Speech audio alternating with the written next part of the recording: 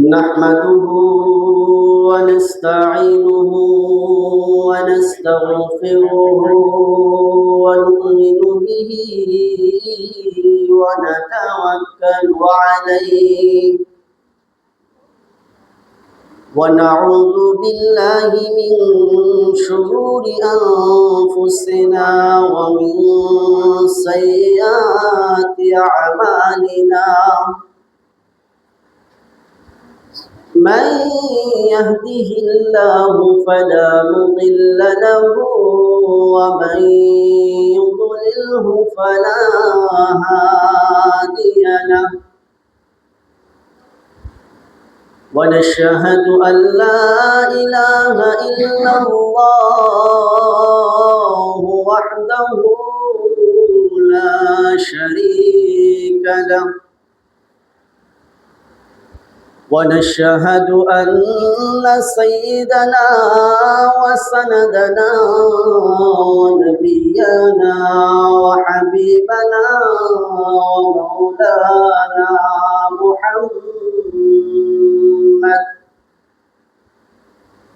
محمدا عبد الله ورسوله الذي أرسله بالحق بشيرا ونذيرا وداعيا إلى الله بإذنه وسراجا منيرا أما بعد فقد قال الله تبارك وتعالى في كلامه المجيد وفي فرقانه الحميد আমার সঙ্গে সবাই পড়েন أعوذ بالله من الشيطان الرجيم بسم الله الرحمن الرحيم وإذ قال ربك للملائكة إني جاعل في الأرض خليفة قالوا أتجعل فيها من يفسد فيها ويسفك الدماء ونحن نسبح بحمدك ونقدس لك قال إني أعلم ما لا تعلمون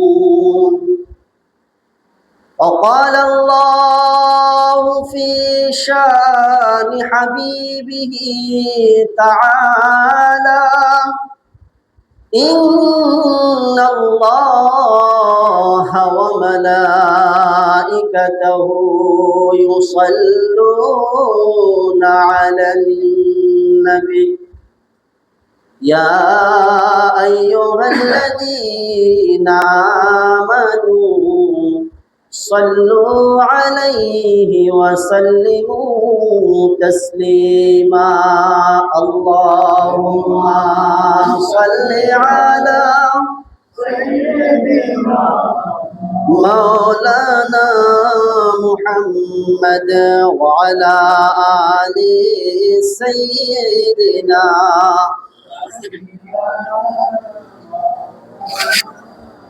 محمد اللهم صل على سيدنا وعلى آل سيدنا مولانا محمد بڑی باری করোড়ে বান্দা এই বাড়ি তো তোমার নয় বাড়ি করো রে বান্দা, এই বাড়ি তো তোমার নয়, আপন বাড়ি কবর দেশে, আপন বাড়ি কবর দেশে, মাটি হবে বিছানায়। আল্লাহুম্মা সাল্লি আলা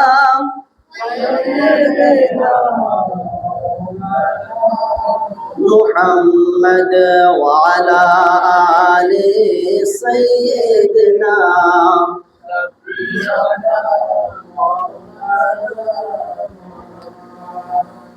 কাফনের কাপড় পরতে হবে, পরনের কাপড় থাকবে না, কাফনের কাপড় পরতে হবে, পরনের কাপড় থাকবে না। ধনী বল গরিবে বল, ধনী বল গরিবে বল, আজরাইল কাউকে ছাড়বে না। আল্লাহুম্মা সাল্লি আলা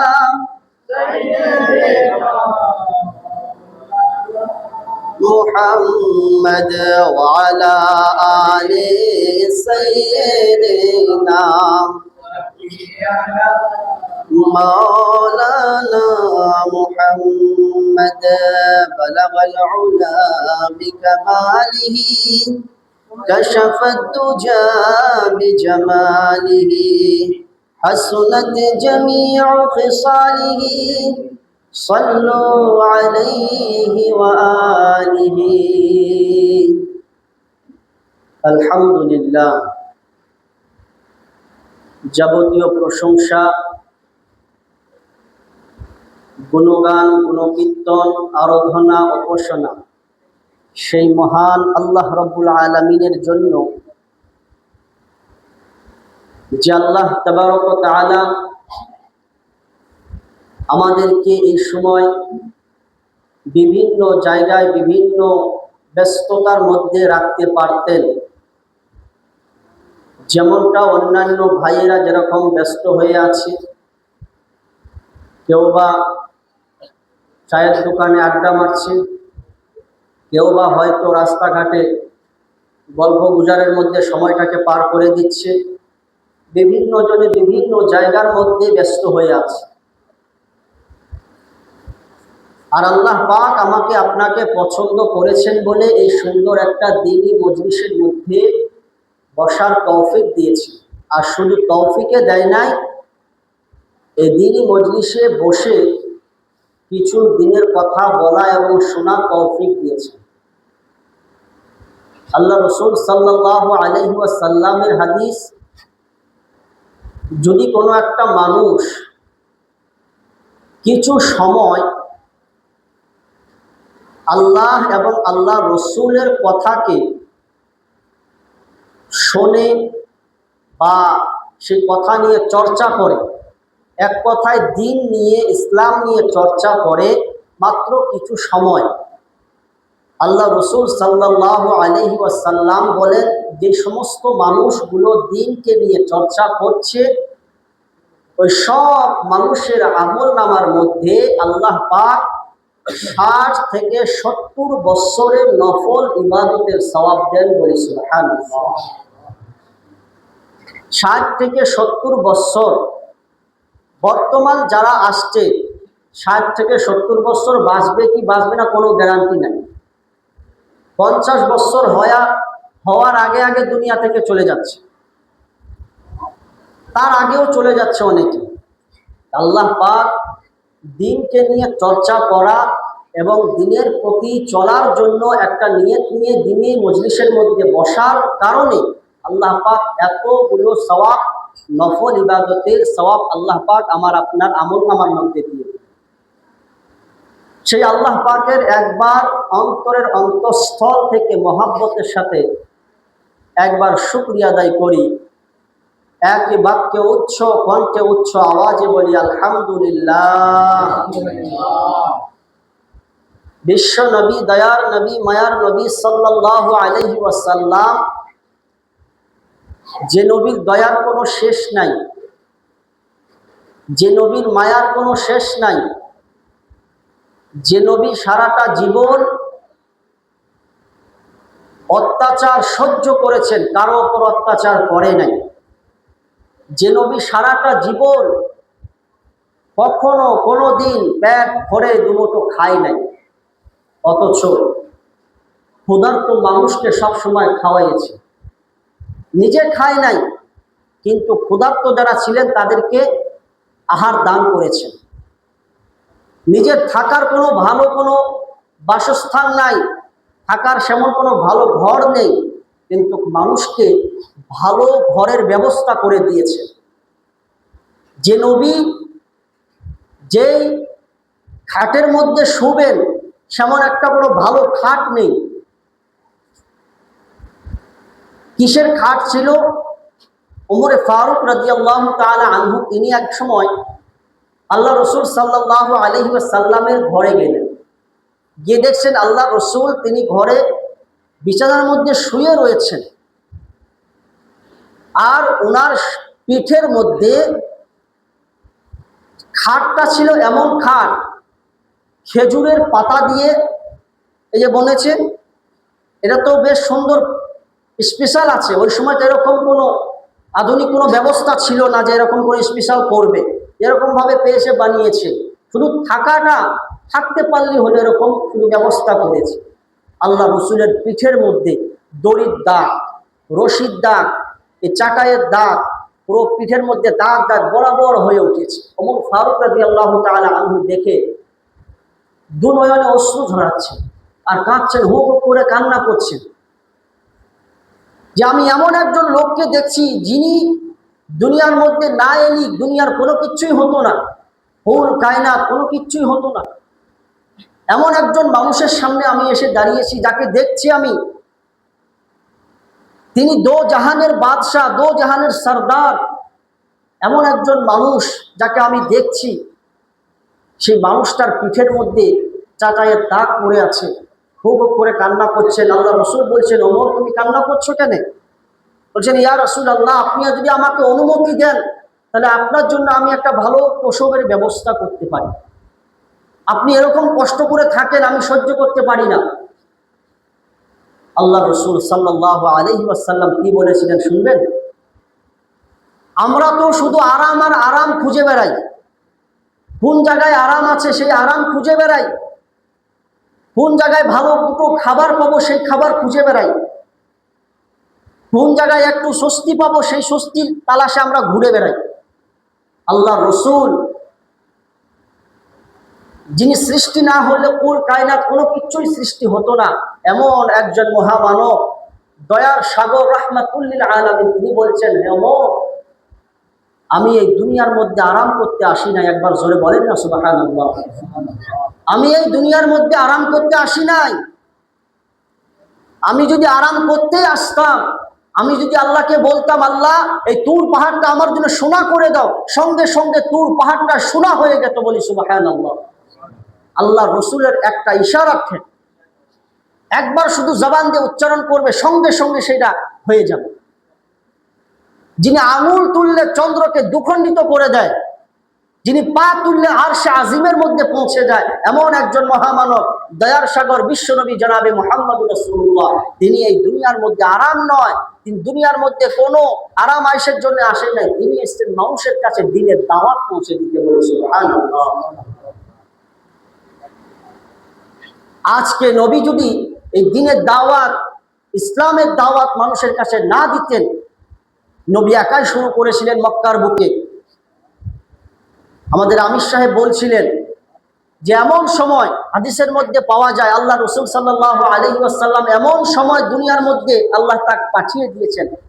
একটা কথা চিন্তা করবেন, আমরা জলসা দেই না? জলসা দেই, সভা দেই তো, জলসার মধ্যে বিভিন্ন পর্যায়ের বক্তা থাকে, থাকে না? বিভিন্ন পর্যায়ে বক্তা থাকে, বিশিষ্ট বক্তা থাকে, নির্দিষ্ট বক্তা থাকে, বিশিষ্ট বক্তা থাকে, নির্দিষ্ট বক্তা থাকে, তারপরে প্রধান বক্তা থাকে। এবার বলেন, সম্মান কার বেশি? নির্দিষ্ট বক্তার বেশি না বিশিষ্টর না প্রধানের? কার সম্মানটা বেশি? নির্দিষ্ট বক্তা, উনি প্রথমে ওনাকে তুলে দেন, উনি প্রথমে উঠে। নির্দিষ্ট বক্তা বলতে নিজের আশপাশের যারা হয় জ্ঞানী লোক, আলেম লোক, তাকে নির্দিষ্ট হিসাবে নাম ওখানে দেওয়া হয়। বিশিষ্ট তার থেকে একটু সম্মানী, একটু ভালো জ্ঞান। আর প্রধান বক্তা যার কাছে অজস্র জ্ঞান, যার কাছে কোরআন হাদিসের প্রচুর জ্ঞান, এমন বিশেষ প্রধান বক্তা, ওই প্রধান বক্তাকে সবার আগে তুলে দেয়, যে সম্মান বেশি এই জন্য সবার আগে তুলে দেয়। না বলে প্রধান বক্তাকে সবার লাস্টে তুলে দেয়। কোন সময় তোলে প্রধান বক্তাকে? কোন সময় তোলে? ডান হাত দিয়ে চা খান। প্রধান বক্তাকে নিশ্চয় সবার লাস্টে তোলে, তোলে না? আমার রসূল, আমার রসূল তিনি হচ্ছেন প্রধান, আমার রসূল হচ্ছেন প্রধান।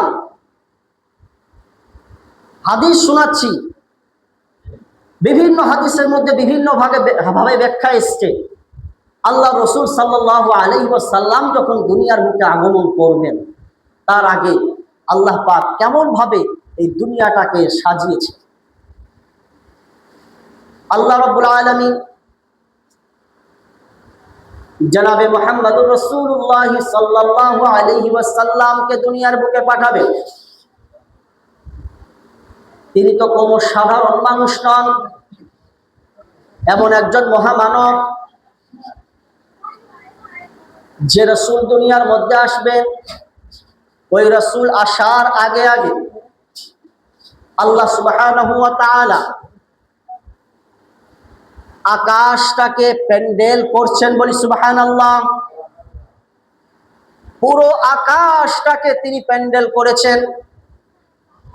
ওই আকাশের মধ্যে চন্দ্র, সূর্য, গ্রহ, নক্ষত্র অসংখ্য লক্ষ কোটি কোটি রয়েছে। এগুলো হচ্ছে ওই প্যান্ডেলের ওপরে লাইটিং এর ব্যবস্থা করে দিয়েছেন, বলি সুবহানাল্লাহ। আল্লাহ রসুল জনাবে মুহাম্মদুর রাসূলুল্লাহ তিনি দুনিয়ার বুকে আসবেন। লাইটিং এর ব্যবস্থা হয়ে গেল, প্যান্ডেলের ব্যবস্থা হয়ে গেল, সুন্দর করে আকাশটাকে আল্লাহ তাআলা সাজিয়ে রেখে দিলেন। এবার স্টেজটাকে করবেন মক্কা নগরী, বলি সুবহানাল্লাহ।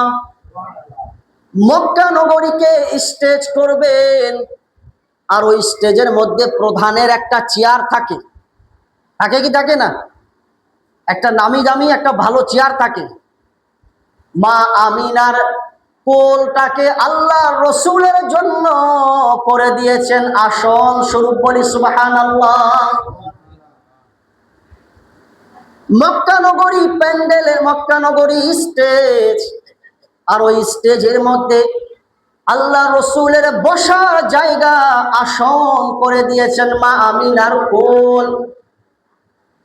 আল্লাহ রসুল জনাবে মুহাম্মদুর রাসূলুল্লাহ সাল্লাল্লাহু আলাইহি ওয়াসাল্লামের জন্য সমস্ত ব্যবস্থা করে রেখে দিলেন। প্যান্ডেলের ব্যবস্থা হয়ে গেল, স্টেজের ব্যবস্থা হয়ে গেল, লাইটিং এর ব্যবস্থা হয়ে গেল, সব কিছুর ব্যবস্থা ঠিকঠাক হয়ে গেল। এবার নির্দিষ্ট বক্তা আসবে, বিশিষ্ট বক্তা আসবে। আল্লাহ পাক রব্বুল আলামিন সর্বপ্রথম আল্লাহর রসুলের কথা বলার জন্য, প্রধান বক্তার আগমনের কথা বলার জন্য সর্বপ্রথম আল্লাহ তাআলা আদম আলাইহিস সালামকে পাঠালেন, বলি সুবহানাল্লাহ। আদম আলাইহিস সালাম দুনিয়ার মধ্যে আসলেন। দুনিয়ার মধ্যে এসে প্রধান বক্তা আসবেন, বিশ্বনবী দুনিয়ার মধ্যে আসবেন। কবে আসবেন, কোন সময় আসবেন, ওই সময় দুনিয়ার পরিস্থিতি কেমন হবে?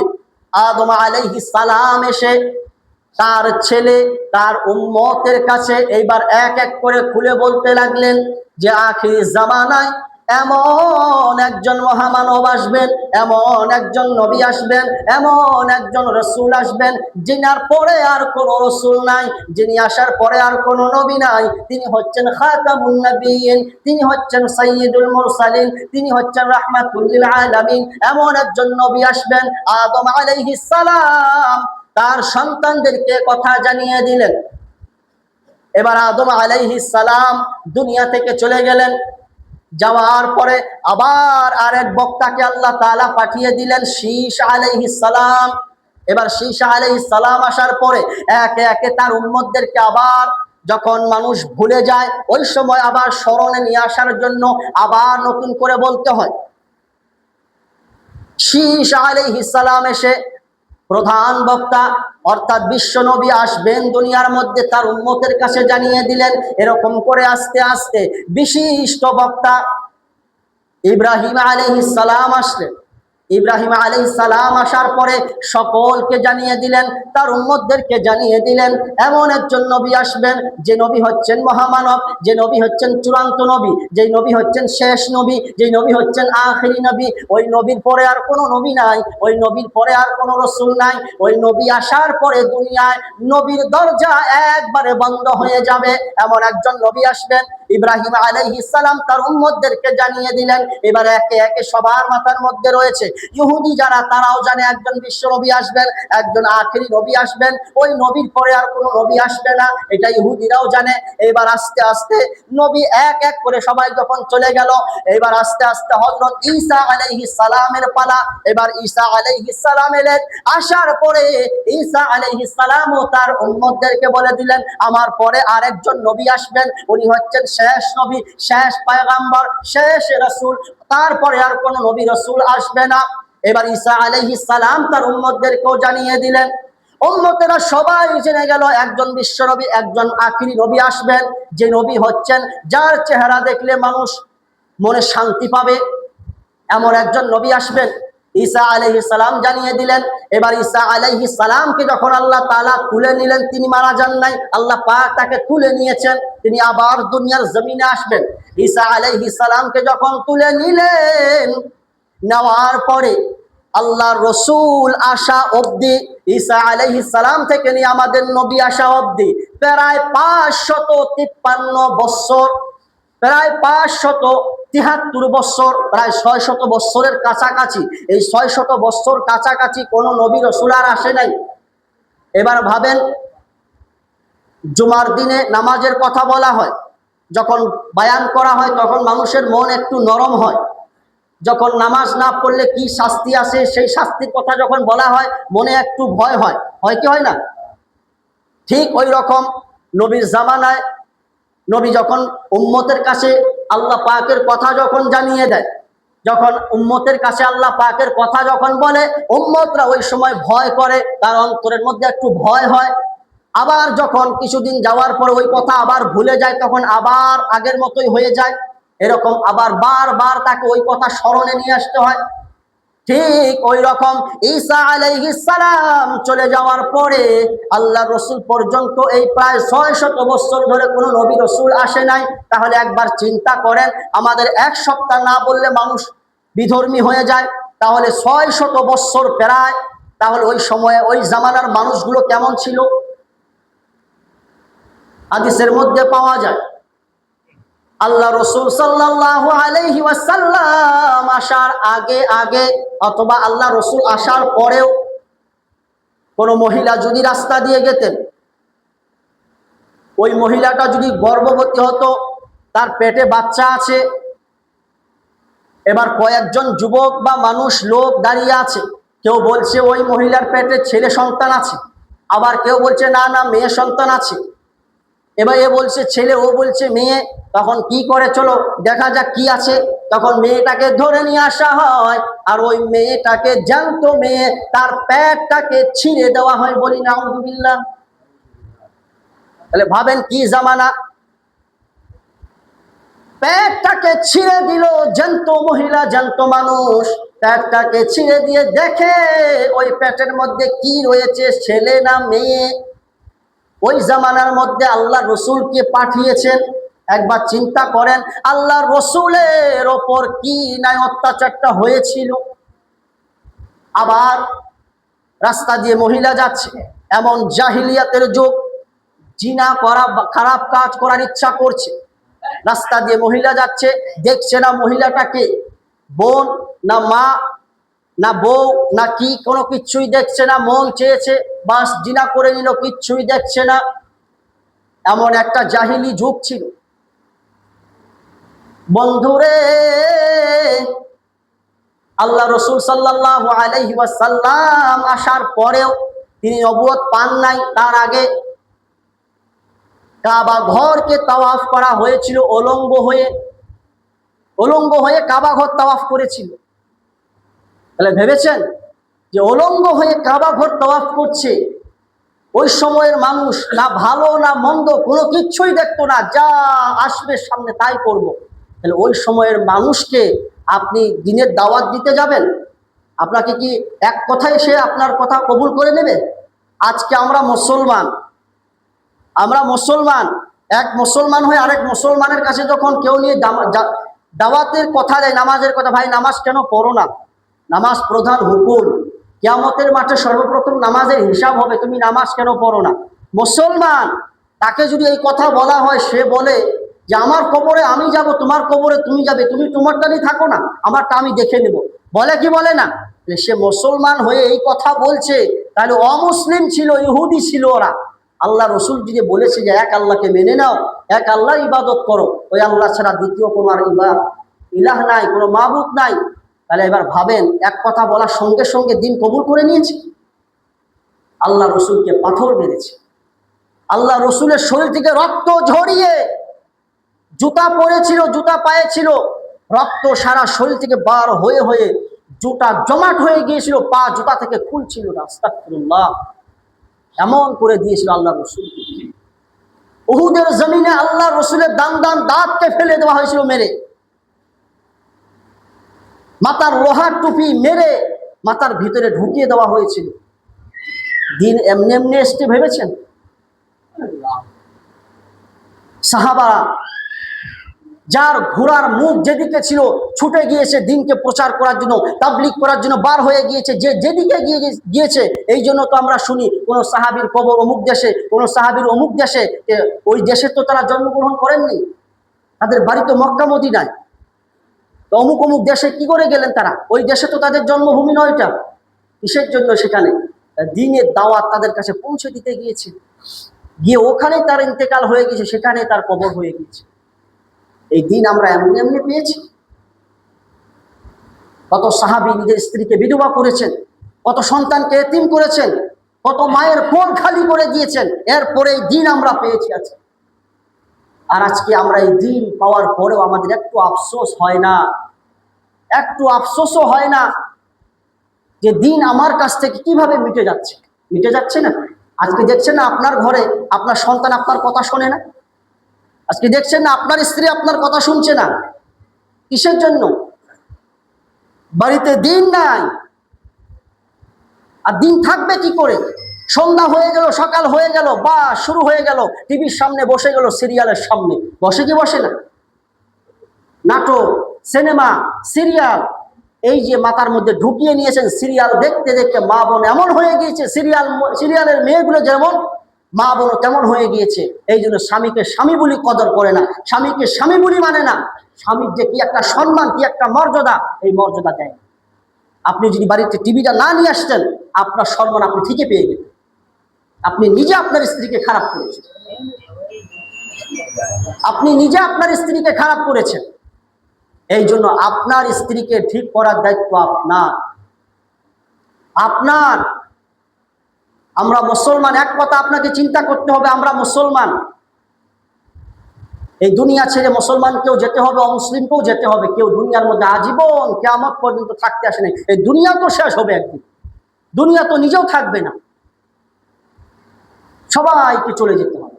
এমন দেশে যাব যেই দেশের মধ্যে, যেই দেশ থেকে ফেরার কোনো চান্স নেই, বিনা পাসপোর্টে বিনা ভিসায় ওই দেশে যেতে। ভাই মহতরম দোস্ত বুজুর্গ, একবারও চিন্তা হয় না যে এমন নবী, যে নবী সর্বশ্রেষ্ঠ নবী, যে নবী সর্বশ্রেষ্ঠ নবী, ওই নবীর উম্মত, তাও আবার সর্বশ্রেষ্ঠ উম্মত আমরা। আল্লাহর কালাম, আল্লাহ বলছেন কুনতুম খায়রা উম্মাতিন উখরিজাত লিন-নাস। আল্লাহ রাব্বুল আলামিন বলছেন যে তোমরা হচ্ছ সর্বশ্রেষ্ঠ, তোমাদেরকে বানানো হয়েছে মানুষের কল্যাণের জন্য, মানুষের মঙ্গলের জন্য তোমাকে বানানো হয়েছে।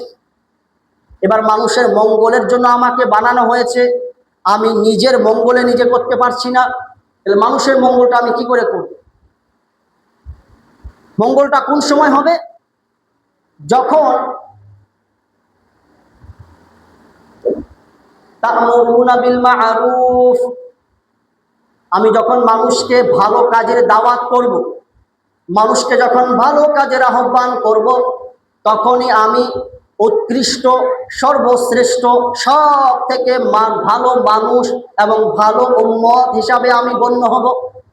ওয়াতানহাউনা আনিল মুনকার, এবং বাজে কাজ, খারাপ কাজ থেকে যখন আমি মানুষকে বিরত রাখবো, নিজেও খারাপ কাজ করব না, নিজেও বাজে কাজ করব না, মানুষকেও করতে দেব না। যদি আমি দেখতে পাচ্ছি কোনো মানুষ খারাপ কাজ করছে, আমার শক্তি থাকলে আমার শক্তি প্রয়োগ করে হলেও সেই খারাপ কাজটা থেকে বিরত রাখবো। যদি শক্তি না থাকে তাহলে জবানের দ্বারা তাকে বলবো যে না, এটা করা যাবে না, এটা ঠিক নয়, এটা আমাদের শরীয়ত সম্মত নয়, শরীয়ত এই হুকুম আদেশ দেয় না। যদি আমার জবানেও ওই ক্ষমতা না থাকে, তখন কি করতে হবে? ওই জায়গা থেকে আমাকে যেতে হবে, আর তাদের জন্য হিদায়াতের দোয়া করতে হবে, আর ওই খারাপ কাজটাকে অন্তর থেকে ঘৃণা করতে হবে। আমরা করি? এই তিনটের মধ্য থেকে আমরা কোনটা করি? কোনো একটা করি? আমরা কিছুই করি না। আমরা যদি কেউ গ্রামের মধ্যে মুসলমানের ছেলে বক্স বাজাচ্ছে ওপেন, গ্রামের মধ্যে অসুস্থ মানুষও থাকতে পারে, আছে না? গ্রামের মধ্যে এমনও ছেলে মেয়ে আছে যারা পড়াশোনা করছে, করে না? প্রত্যেক ঘরে ঘরে করছে। গ্রামের মধ্যে এমনও আল্লাহওয়ালা মানুষ আছে যারা ইবাদত বন্দেগী করছে। আমি ওপেন বক্স বাজাচ্ছি, তারা বাজায় আমার ছেলে, আমার নাতি, আমার জামাই, আমার ভাইপো, আমার ভাগনা, এরাই তো বাজায়। আমি গিয়ে বলি তাদেরকে যে না, এটা করো না, আমরা মুসলমান, এটা আমাদেরকে শরীয়ত সম্মত নয়, এটা শরীয়ত ইজাজত দেয় না। কখনো আমরা বলেছি? আমরা উল্টো কি করি? আরো চাঁদা দেই, আমরা নে আরো ভালো একটা নিয়ে আসবি। গত বছর যা হয়েছিল, এই বছর ভালো বক্স চাই, কিন্তু এই বছর বক্সের কালেকশন কিন্তু ভালো চাই। আগে দরকার পড়লে আরো 2-4 টাকা ভালো করে চাঁদা তুলে নাও, বলি কি বলি না? আল্লাহ রসুলের হাদিস। আমি এই যে টাকা, আমার পরিশ্রমের টাকা, আমার কষ্টের টাকা, মেহনতের টাকা, আমার হালাল টাকা আমি হারাম রাস্তায় ব্যয় করলাম, ব্যয় করে এই যে হারাম রাস্তায় ব্যয় করলাম বলে আমি এই টাকাটা নিয়ে আমি জাহান্নামটাকে কিনে নিলাম, বলি না? আমরা কিছু মনে করি? ও অমুকের ছেলে অমুক জায়গায় বাজাচ্ছে, অমুক গ্রামে বাজছে, আমার গ্রামে বাজলে তা কি? এই যে আসছে সামনে জানুয়ারিতে মনে হয় সবাই ফেরেশতা হয়ে যায় না? সবাই মনে হয় ঘর থেকে কেউ বার হয় না জানুয়ারিতে। সবাই মনে হয় ঘরে থাকে, সব ছেলেগুলো, ঘর থেকে মনে হয় কেউ বার হয় না। অন্যান্য জায়গায় তো একদম ডিজে জেবিএল কত কিছু বক্স নেয় গাড়ির মধ্যে। এত বড় বড় ওষার গাড়ির চারোদিকে দেখছেন না কত বড় বক্স, চারোদিকে বক্স লাগিয়ে নিল। আবার বক্সে হয় না, আবার চারোদিকে বক্সের ফাঁকাফাঁকি আবার মাইক ঢুকিয়ে দিচ্ছে। বক্সের ওজনে গাড়ি মনে হয় নিজে উল্টে পড়ে যাবে। গাড়ি যদি 1 টন মাল যদি নেওয়ার ক্ষমতা থাকে, সেখানে আমি 2 টন মাল ঢুকিয়ে দিলাম, দিয়ে আমি সেই জায়গার মধ্যে আবার জেনারেটর ঢুকিয়ে দিচ্ছি, দিয়ে বাস ধুমধাম করে জানুয়ারি পালন করছি। আল্লাহ রসুলের হাদিস শুনে রাখেন, যার যার ছেলে, যার যার নাতি, যার যার ভাগনা ভাগ্নি এই সমস্ত 1 জানুয়ারি বা এই বাজে কাজের সঙ্গে জড়িত হয়ে থাকে, আল্লাহ রসুলের হাদিস, তুমি ওই জায়গার মধ্যে যে টাকাটা ব্যয় করলে, ওই টাকাটা যে তুমি দিলে, ওই টাকাটা দিয়ে তুমি জাহান্নামের আগুন কিনে তুমি তোমার পেটে ঢুকিয়ে দিলে, বলি নাউযুবিল্লাহ। এই জন্য ভাই মহতরম, দোস্ত, বুজুর্গ, আমরা নবীকে ভালোবাসি কি বাসি না বলেন তো? বাসি কি বাসি না? আজকে পুরো দুনিয়া একটাই ট্রেন্ডিং চলেছে বর্তমান। মোবাইল খুললেই দেখবেন আই লাভ মোহাম্মদ সাল্লাল্লাহু আলাইহি সাল্লাম, পুরো ট্রেন্ডিং বনে গিয়েছে আমাদের নবীর নামে। পুরো দুনিয়ার মধ্যে পুরো দুনিয়া ট্রেন্ডিং হয়ে গেছে নবীর নামে, পুরো দুনিয়া কাঁপছে বর্তমান। শুধু কোন এক জায়গার মধ্যে এই পোস্টার লাগানোর কারণে শুধু অ্যারেস্ট করেছিল বলে আজকে পুরো দুনিয়া আমার নবীর নামে, পুরো দুনিয়া থরথর করে কাঁপছে। পুরো দুনিয়ার বড় বড় ইহুদিগুলো, ইসলামের দুশ্মনগুলো কাঁপাকাঁপি করছে আজকে ভয়ে। আর আমরা ওই নবীকে ভালোবাসি, আমরা ওই নবীকে ভালোবাসি বলে দাবি করি, কিন্তু ওই নবীর মহব্বত আমার অন্তরে আছে? বলেন, প্রকৃত মহব্বত অন্তরে আছে? আমাদের অন্তরে নাই। যদি থাকতো, নবীর সুন্নত যেটা প্রকাশ্য সুন্নত, সেটা হচ্ছে দাড়ি। এই দাড়িটা হচ্ছে নবীর প্রকাশ্য সুন্নত। আমি নবীর অন্যান্য সুন্নত যেগুলো গোপনীয় সুন্নত, ওগুলো মানি কি মানি না ওইটা লোকে জানে না, ওইটা আল্লাহ জানে আর আমি জানি। কিন্তু এটা হচ্ছে প্রকাশ্য সুন্নত, এটা হচ্ছে প্রকাশ্য সুন্নত, এটা হচ্ছে প্রকাশ্য সুন্নত। এগুলো কি প্রকাশ্য সুন্নত একটা, এগুলো সবাই দেখে, সবার নজরে পড়ে। এই প্রকাশ্য সুন্নত আমরা কয়জন করব? শুধু মুখে নবীকে ভালোবাসি, নবীর জন্য জান দেব, নবীর জন্য প্রাণ দেব, এটা মুখে শুধু বললে হয় না, অন্তরের মধ্যে থাকতে হয়। আসল মহব্বত অন্তরের মধ্যে রাখতে হবে। আর অন্তরের মধ্যে যদি ওই মহব্বত থাকে, তাহলে এই যে প্রকাশ্যে যেগুলো সুন্নত, এগুলো অটোমেটিক এসে যাবে আমার। আমরা শুধু মুখে বলি,